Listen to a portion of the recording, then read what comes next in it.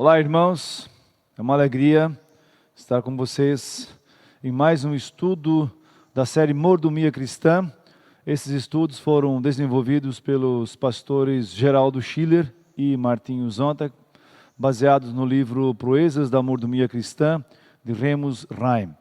Hoje nós falaremos sobre a mordomia dos bens, e antes vamos nos dirigir a Deus em oração.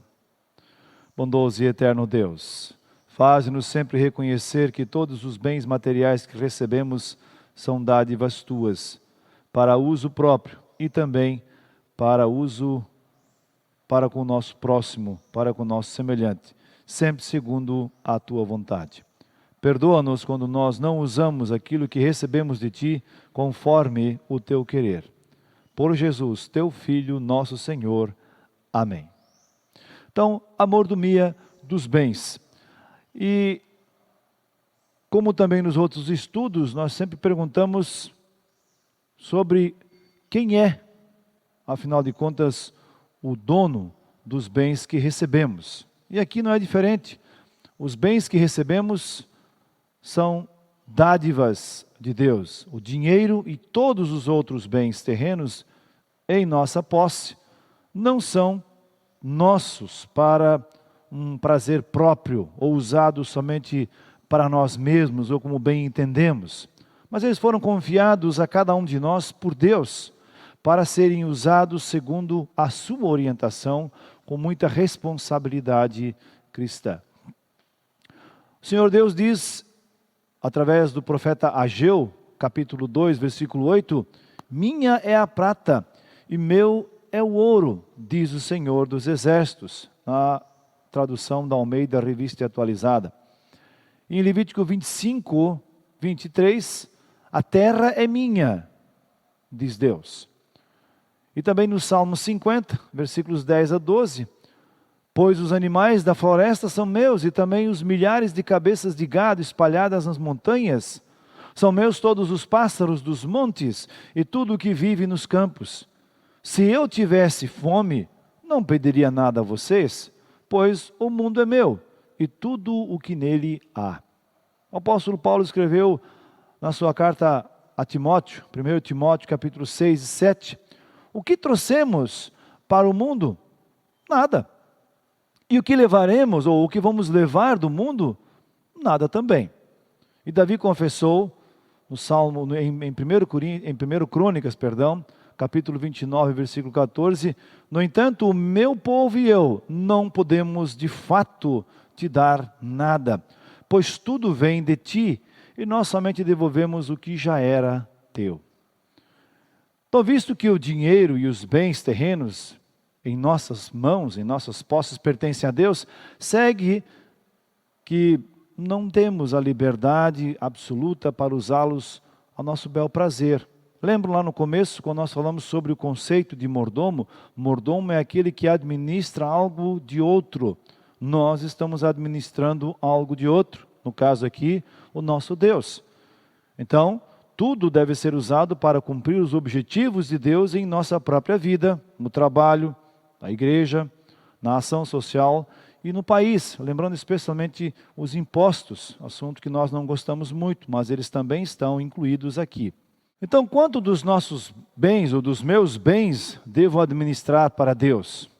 A mordomia cristã é sempre um esquema de 100%, sempre envolve o reconhecimento de que somos mordomos de todos os nossos bens, e porque tudo que somos, porque tudo que temos, ou tudo que esperamos receber na eternidade, é uma dádiva graciosa de Deus e não é merecida por nenhum de nós. Então, o esquema é bem simples. Deus me dá 100% dos bens, Deus me dá 100% dos bens.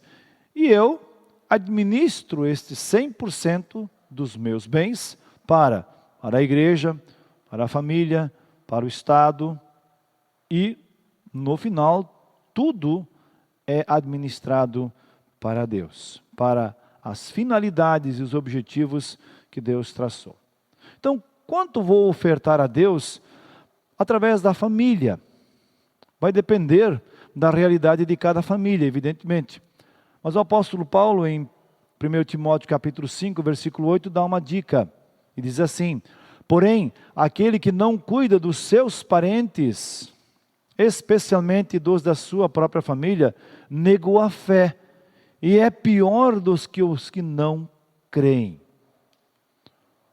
Quanto vou devolver a Deus através do Estado? Aqui nós não temos muita escolha. Tem uma imagem ao lado ali com a carga tributária. E o nosso país é um dos que tem a carga tributária mais pesada do mundo. Mas Deus recomenda que sejamos fiéis no pagamento dos nossos tributos. Que nós não neguemos de nos pagar os nossos tributos. O apóstolo Paulo aos Romanos escreve assim no capítulo 13, versículos 6 e 7. É por isso também que vocês pagam impostos, pois quando as autoridades cumprem os seus deveres, elas estão a serviço de Deus. Portanto, paguem ao governo o que é devido, paguem todos os seus impostos e respeitem e honrem as autoridades. E lá em Mateus 22, 21, na discussão dos fariseus com Jesus sobre se era ou não era certo pagar imposto, na verdade era uma armadilha que eles haviam preparado para o Senhor Jesus, Jesus, ao responder a eles, pede que lhe deem uma moeda. E naquela moeda estava gravada a cara do imperador. E Jesus então, ao perguntar a eles, eles dão então a resposta. De quem é então esta cara que está aqui gravada? E eles responderam, são do imperador. Então Jesus disse, deem ao imperador o que é do imperador, e a Deus o que é de Deus. De maneira nenhuma Jesus ficou em cima do muro, como não quisesse responder. Esta é a resposta. Há coisas que são devidas ao governo, então pague-as. E há coisas que são devidas a Deus, então cuide bem delas. Quanto vou devolver para Deus através da minha igreja? No Antigo Testamento, nós lá aprendemos que Deus pedia de seu povo 10% de tudo o que eles tinham. Era a oferta dizimal. Mas é bom lembrar também que esta oferta dizimal, mesmo pedida por Deus deste jeito, ela precisava vir motivada pelo amor a Deus. Nunca apenas, única e exclusivamente como uma exigência ou o povo trazer a oferta para cumprir tabela, para cumprir alguma coisa que alguém havia lhes ordenado, exigido e assim por diante. Sempre devia estar envolvido ali também o amor a Deus e o reconhecimento de que aquilo que eles estavam trazendo era dádiva de Deus. E, além das ofertas dizimais, haviam as outras muitas ofertas que eram trazidas de maneira espontânea também para o templo.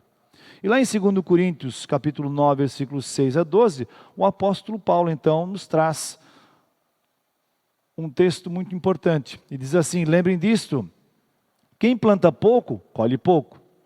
Quem planta muito, colhe muito. Que cada um dê a sua oferta conforme resolveu no seu coração. Aqui está a base. Não com tristeza, nem por obrigação, pois Deus ama quem dá com alegria. E Deus pode dar muito mais do que vocês precisam para que vocês tenham sempre tudo o que necessitam e ainda mais do que necessário para fazerem todo tipo de boas obras. Como dizem as Escrituras Sagradas, Ele dá generosamente aos pobres e a sua bondade dura para sempre. E Deus, que dá a semente para semear e o pão para comer, também dará a vocês todas as sementes que vocês precisam. E Ele fará com que elas cresçam e deem uma grande colheita, como resultado da generosidade de vocês. Ele fará com que vocês sejam sempre ricos, para que possam dar com generosidade. E assim muitos agradecerão a Deus a oferta que vocês estão mandando por meio de nós. Porque isso que vocês fazem não somente ajuda o povo de Deus que está necessitado, mas também faz com que eles façam muitas orações de gratidão a Deus. Observemos alguns detalhes desse texto, que cada um dê a sua oferta conforme resolveu no seu coração. Não é um acerto de contas entre um membro e o tesoureiro ou a tesoureira, não. é um assunto privado, seu com o Senhor. Então, conforme resolveu no seu coração, conforme decidiu fazer, não com tristeza nem por obrigação,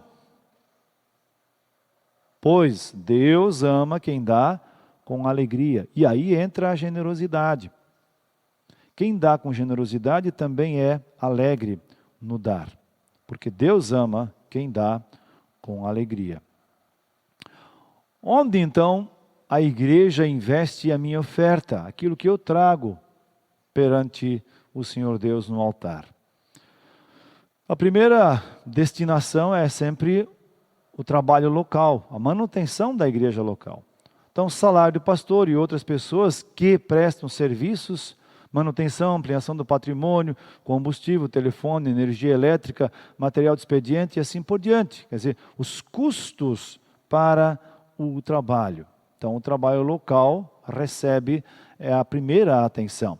E aí em 1 Coríntios 9,14, o apóstolo Paulo diz assim: assim o Senhor mandou também que aqueles que anunciam o Evangelho vivam do trabalho de anunciar o Evangelho. E em Mateus 10,10, quando já estavam em casa, os discípulos tornaram a fazer perguntas sobre este assunto. É Jesus que está instruindo e os discípulos estão perguntando a ele sobre os mais diversos assuntos que Jesus lhes estava ensinando. Em Gálatas 6,6, a pessoa que está aprendendo o Evangelho de Cristo deve repartir todas as suas coisas boas com quem estiver ensinando. Começar a repartir. Em 1 Timóteo 5,18, o apóstolo Paulo escreve assim: pois as Escrituras Sagradas dizem, não amarre a boca do boi quando ele estiver pisando o trigo. Ele está trabalhando, deixe ele comer também. E dizem ainda, o trabalhador merece o seu salário. O pastor é um trabalhador da igreja, assim como muitos outros que servem, muitas vezes de tempo integral na igreja. Quando há congregações maiores que precisam de um secretário, tempo integral, ou de outros para fazerem manutenção, eles estão servindo. Um segundo, digamos assim, campo de cuidado ou de investimento das minhas ofertas é a missão da igreja. Então, que percentagem nossa congregação oferta para o sínodo, né? Nós queremos caminhar juntos como sínodo. Então, o sínodo tem alguns objetivos, entre eles, cuidar das congregações que estão sendo abertas, as congregações subsidiadas, né? E há também outras missões fora de nosso país, né? Há pouco nós ajudamos muito e continuamos ajudando a missão em Angola. Muito bonito o trabalho lá. Nossas ofertas cooperam para que se mantenha lá os missionários, para que se envie para lá nossos pastores para darem cursos àqueles pastores que lá estão, formando assim um corpo de pastores para que eles continuem trabalhando de maneira mais efetiva e ativa, assim como também entre nós. Então, nossa decisão enquanto congregações filiadas à IELB é a nossa oferta de 11%. Com isto, nós estamos, digamos assim, ajudando, né, a propagar o Evangelho fora dos nossos muros. Aí Marcos 16,15 é um texto bem conhecido, onde a igreja é exortada para ir e anunciar o Evangelho a todas as pessoas. Em Atos 1,8, Jesus diz, olha, fiquem em Jerusalém até que vocês recebam o poder do Espírito Santo. E aí vocês vão para onde? Vocês saem de Jerusalém, vão para a Judeia, para a Samaria e até os confins da terra. É a ordem de Jesus para a igreja sair e levar o Evangelho. E em Mateus 28, 18 a 20, é a grande comissão, onde Jesus diz, vão por todos os povos do mundo, façam que sejam meus seguidores, batizando-os em nome do Pai, do Filho e do Espírito Santo, e ensinando-os a obedecer a tudo que tem ensinado. A igreja não é só para arrebanhar as pessoas, mas também para ensiná-las a viver conforme a vontade de nosso Deus. E dentro do trabalho para fora dos muros, também temos os cuidados com o trabalho distrital, já que as nossas congregações se reúnem em distritos. Então, o distrito também precisa de atenção. Então, nós ofertamos também para o nosso distrito. Um terceiro ponto é a ação social. Aquela que nós fazemos aqui, cá entre nós, e também aquela que a igreja a nível nacional faz com a nossa ajuda. Então, a pergunta que é, fizemos tudo o que deveríamos ou poderíamos ter feito nesta área? Quando nós olhamos o retrospecto, ou a estatística, nós vamos ver que nós fizemos muitas coisas, e coisas muito lindas. Não precisamos divulgar o que nós fazemos, nós sabemos muito bem que a Escritura Sagrada diz que o que uma mão faz, a outra não precisa saber. Mas alguns textos nos levam a uma reflexão muito importante. Então, Hebreus 13:16 nos diz, não deixem de fazer o bem e de ajudar uns aos outros, pois são esses os sacrifícios que agradam a Deus. O povo de Israel no Antigo Testamento muitas vezes era muito ativo no trazer as ofertas ao templo, mas era negligente com o cuidado do seu próximo. O seu próximo estava padecendo fome e outras necessidades que podiam ser ajudadas, mas eles não eram vistos. Isso é muito triste. De nada adianta encher o prato de oferta com ofertas, enquanto o nosso irmão que senta conosco no banco da igreja está passando necessidade. Não somente fome, sede, outra coisa mais, mas algum tipo de necessidade em sua vida. Então, façam o bem. O bem engloba tudo, né? Físico, material e também espiritual. Atos 20, versículo 38. Em tudo tenho mostrado a vocês que é trabalhando assim que podemos ajudar os necessitados. Lembrem das palavras do Senhor Jesus. É mais feliz quem dá do que quem recebe. E isso nós experimentamos na nossa própria vida. 1 Timóteo 6,18. Mande que façam o bem, que sejam ricos em boas ações, que sejam generosos e estejam prontos para repartir com os outros aquilo que eles têm. Não se neguem de fazer o bem a todos. O jejum, diz em Isaías 58:7, o jejum que me agrada é que vocês repartam a sua comida com os famintos, que recebam em casa os pobres que estão desabrigados, que deem roupas aos que não têm e que nunca deixem de socorrer os seus parentes. Olha aí, Salmo 41:1, felizes são aqueles que ajudam os pobres, pois o Senhor Deus os ajudará quando estiverem em dificuldade. Gálatas 6:10, portanto, sempre que pudermos, devemos fazer o bem a todos, especialmente aos que fazem parte da nossa família da fé. Eu já falei isso muitas vezes.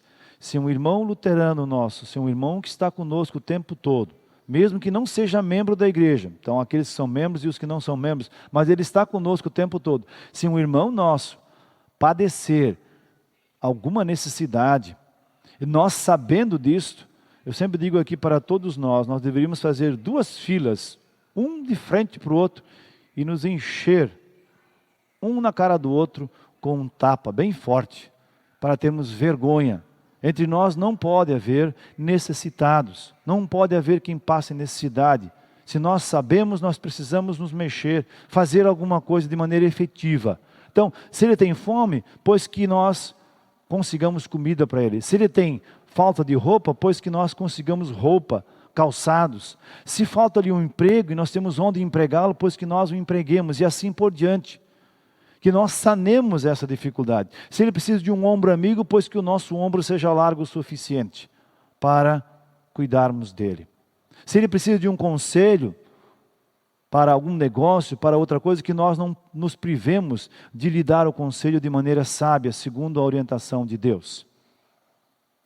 Em Romanos 12:13, repartam com os irmãos necessitados o que vocês têm e recebam estrangeiros nas suas casas. Hospitalidade, muito em falta em nossos tempos. Deus usa de tanta misericórdia conosco, aprendamos também nós a usar de misericórdia com os outros, especialmente aqueles que estão sofrendo ao nosso redor. Por isso, se nós os enxergamos, ou se nós somos de uma ou de outra maneira levados a vê-los, então que nós não fechemos os nossos olhos, o nosso coração. E o apóstolo João, em sua primeira carta, capítulo 3, 16 a 18, diz assim: sabemos o que é o amor por causa disto. Cristo deu a sua vida por nós, por isso nós também devemos dar a nossa vida pelos nossos irmãos. Se alguém é rico e vê o seu irmão passando necessidade, mas fecha o seu coração para essa pessoa, como pode afirmar que de fato ama a Deus? Meus filhinhos, o nosso amor não deve ser de conversa, ou seja, não deve ser um discurso. Deve ser um amor verdadeiro que se mostra por meio das ações.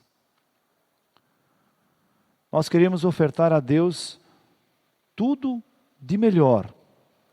As primícias, os primeiros frutos, os mais bonitos. Provérbios 3:9 diz assim: adore a Deus oferecendo-lhe o que a sua terra produz de melhor. Não leva refúgio para Deus, não leva coisa que não presta, não leva a palha. Deus não dá para você o que sobra, Deus dá do que Ele tem. Em Mateus 6,33 diz assim: portanto, ponha em primeiro lugar na sua vida o reino de Deus e aquilo que Deus quer, e Ele lhes dará todas estas coisas. Nossa oferta, então, ela é proporcional ou percentual, referente àquilo que nós recebemos. Em 2 Coríntios 8:12, Paulo dá a seguinte orientação: porque se alguém quer dar, Deus aceita a oferta conforme o que a pessoa tem. Deus não pede o que a pessoa não tem. Muitos em nosso tempo, fora, evidentemente, de nossa igreja, estão ensinando exatamente algo contrário a isto. E estão espoliando o bolso do povo, para que ele traga aquilo que ele não tem. E aí passe por necessidades. E muitas vezes, este que passa necessidade, bate em nossa porta para pedir comida, roupa e outras coisas mais, porque deixou lá aquilo que ele não tinha e aquilo que Deus não exigiu. Deus não quer aquilo que você não tem, mas quer daquilo que você recebeu. Então, ofertar percentual nos auxilia a sermos mais honestos, mais justos na administração dos nossos bens. Quantos por cento disto eu darei de volta? Lembrando Davi em Crônicas 19, que eu darei de volta para Deus, já que tudo é dele. E a motivação para a nossa oferta? Só existe uma motivação certa e real: a graça de Deus em minha vida. E aí, o que é graça de Deus? Em Efésios 2, 1-8, nós temos lá uma definição de graça. Nós podemos dizer que graça é tudo o que Deus me dá, tudo, sem nenhum merecimento da minha parte, movido unicamente por seu amor infinito por mim. Amor que Ele demonstrou ao entregar seu único Filho à morte por mim. Amor que Ele continua demonstrando por mim diariamente, cuidando de mim e providenciando todo o necessário para que eu viva bem neste mundo. E quando dizemos viva bem fazendo aquilo que agrada a Deus, sendo bom mordomo. Deus dá promessas, ou faz promessas quando nós ofertamos com generosidade, com alegria daquilo que nós temos. Em Mateus 6,33 diz assim: portanto, põe em primeiro lugar na sua vida. Então, em primeiro lugar na sua vida, não quer dizer que as outras coisas não sejam importantes, mas em primeiro lugar, o reino de Deus e aquilo que Deus quer. E Ele lhes dará todas essas coisas. O quê? Todas as coisas que nós precisamos para vivermos nesse mundo. Experimente isto. Provérbios 9:10, nós já lemos o versículo 9, mas vou repeti-lo aqui. Adore a Deus o Senhor, oferecendo-lhe o que a terra produz de melhor. Faça isso e os seus depósitos ficarão cheios de cereais, e você terá tanto vinho que não será capaz de armazenar. Ou seja, as bênçãos vão transbordar. Neste momento também não esqueça do seu próximo. Aquilo que for demais para ti, ele também pode usar, além daquilo que você já tem. Provérbios 11, 24 e 25. Algumas pessoas gastam com generosidade e ficam cada vez mais ricas. Outras são econômicas demais, e acabam ficando cada vez mais pobres. Quem é generoso, progride na vida. Quem ajuda, será ajudado. Em 2 Coríntios 9, 6, diz assim o apóstolo Paulo: lembrem disto, quem planta muito, colhe muito. E Malaquias 3, 10, 11, que é um texto conhecido, mas muitas vezes muito mal interpretado. Eu, o Senhor Todo-Poderoso, ordeno que tragam todos os seus dízimos aos depósitos do templo, para que haja bastante comida na minha casa. Devemos lembrar que as ofertas que eram trazidas serviam também para cuidar da tribo de Levi, que era quem, digamos assim, administrava todas as coisas referentes ao templo, né, a instrução e assim por diante. Ponham-me à prova e verão que eu abrirei as janelas do céu e farei cair sobre vocês as mais ricas bênçãos. Não deixarei que os gafanhotos destruam as suas plantações e as suas parreiras darão muitas uvas. Deus não está mandando que o povo negocie com ele. Deus está dizendo, tragam as ofertas, movidos pelo amor a mim, movidos pela graça que vocês já receberam. E eu vou abençoá-los, eu vou cuidar de vocês. Simples assim, não tem nada de estranho nem de complicado. Só não pode querer barganhar com Deus, aí não dá. Então, nós ofertamos, por quê? Para receber mais bênçãos de Deus? Ou porque já recebemos bênçãos de Deus e ofertamos por amor? Qual das duas é a nossa resposta? Nós ofertamos porque nós já reconhecemos que nós somos abençoados por Deus, de maneira que nós não merecemos. Então nós queremos dar ou devolver aquilo que recebemos para o Senhor nosso Deus desta maneira. Que Deus nos abençoe a sermos generosos em nossas ofertas, não só nas ofertas que trazemos perante o altar de Deus, mas em todas estas outras necessidades que Deus coloca na nossa vida e que servem como testemunho de que nós somos filhos de Deus. E este testemunho, com toda certeza, fará uma diferença muito grande na vida daquele que recebe. Tenho dito muitas vezes em nossos estudos bíblicos que nós às vezes menosprezamos aquilo que fazemos para o próximo. Nós minimizamos a ação. Quando alguém nos agradece por algo que recebeu de nós, que é uma oferta nossa, nós minimizamos dizendo, não foi assim tão grande. Um professor uma vez nos advertiu dizendo que nós jamais deveríamos fazer isso. Minimizar qualquer ação, qualquer boa obra na vida do próximo é, de uma certa maneira, ofender a Deus. Deus está me usando para que a vida do outro seja melhor, ou fique melhor. Então, ao invés de dizer que não foi uma coisa tão grande, que eu faça aquele que recebe e entender que ele deve agradecer a Deus. Por isso, dar glória a Ele, a Deus, porque nós somos instrumentos de sua graça e de seu amor. E outra coisa importante, antes de minimizar o que Deus fez ao outro através de você, tente se colocar no lugar dele. Se, por exemplo, você vai ajudá-lo com comida, com mantimentos para a vida, tente se colocar na vida dele não tendo o que comer. E aí, tente entender, ou tente sentir pelo menos, como é receber de alguém comida para comer naquele dia. Rapidinho nós vamos aprender a não minimizar mais uma boa obra. E nós também vamos agradecer a Deus porque fomos instrumentos da graça e do amor de Deus na vida do outro. Que Deus nos abençoe e que Ele nos use muito para que sua graça chegue a todas as pessoas, sem distinção. Amém.